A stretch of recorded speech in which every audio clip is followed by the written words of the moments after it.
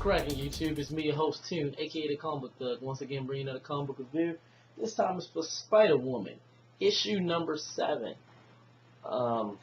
They put on these B grade or D grade villains on the front cover with their names, so now I know their names because I know the previous like 3 issues I did not know these guys' names. So we got Senor Sarite, I think that's how you pronounce it. I'm sorry.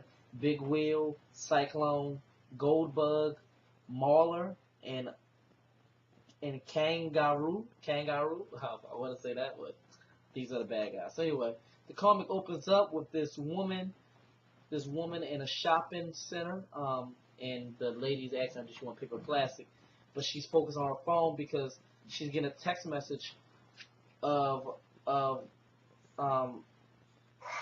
they don't got his this bad guy name, but remember last issue, issue 6, Spider-Woman had dressed up in his costume. It was like a porcupine or something like that. But anyway, she was, and they threw her in a train, but they passed out, and she woke up later inside of this locked room, and we see that same woman behind a glass, cause she thinks it's still Roger. You know, the actual bad guy, but not knowing that it's Spider-Woman in his costume. But she's basically saying that all you gotta do is say that you was in the wrong and it won't happen again, and nothing won't happen to your daughter. But of course, Spider-Woman can't talk because she's gonna realize that she's a woman. So the lady smashes the intercom thing and walks out, and we see her driving off in like into the county. But then we see Jessica Drew, Spider-Woman, inside of her trunk. We go back to the hotel. We see Roger and Roger, the guy that the original bad guy, and that detective, Ben Orchid. Hope I'm saying his name right. They're eating breakfast, and he's basically Ben is trying to tell Roger, like, don't worry about it. If you can count on anybody, you can count on Jessica Drew. So she's calling him, and she tells him to track his phone. Track her phone, and basically what she did was she snuck out of the costume and snuck into the car while the girl was talking. That's how she got into the trunk. So they pull up to in this town. She gets out the car and she see a whole bunch of happy people. She thought it was hostages, but she see that they all laughing and everything. And she gets a dress. She steals a dress, not steals because she pays for it. Gets a dress, and she meets up with the Porcupine's girlfriend and daughter, and she thought that like they was kidnapped or whatever. She says that she pretends to be somebody else, Diamond Head's wife. She pretends to be that, so she plays along so they can show her around. They can show her around. So as she's looking around and everything, that's basically it. She gets shown around the whole town, and she's finally gonna meet Kat, the lady's in charge, who name is Kat.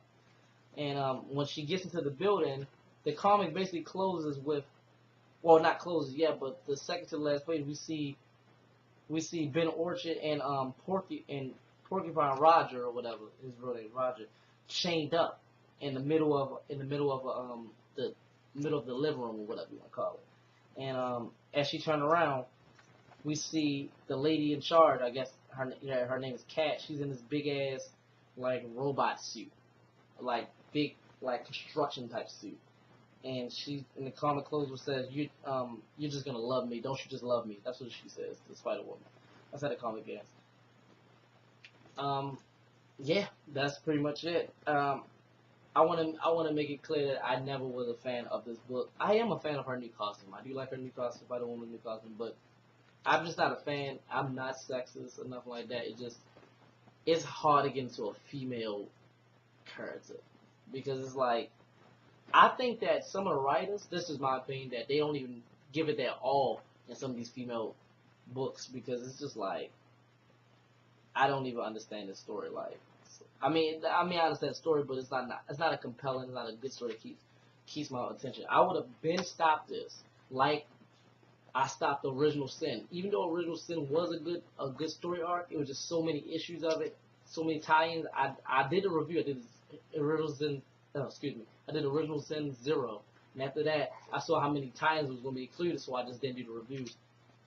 Unlike that, this is not tie-ins. This is one story arc, so I'm not going to stop. Even though I'm not really a fan of the book, I'm going to keep on doing the stories. I mean, the reviews, and hopefully it's going to end soon. Hopefully, but that was my review on Spider-Woman issue number 7. If you picked up this book, let me know in the comments below if you liked it or disliked it and why. Leave your positive and negative comments below. Like, subscribe, share. Follow my Twitter and my Instagram, which is in the description below. And as always, from me, your host, Toon, aka the Comic Thug, have a nice day.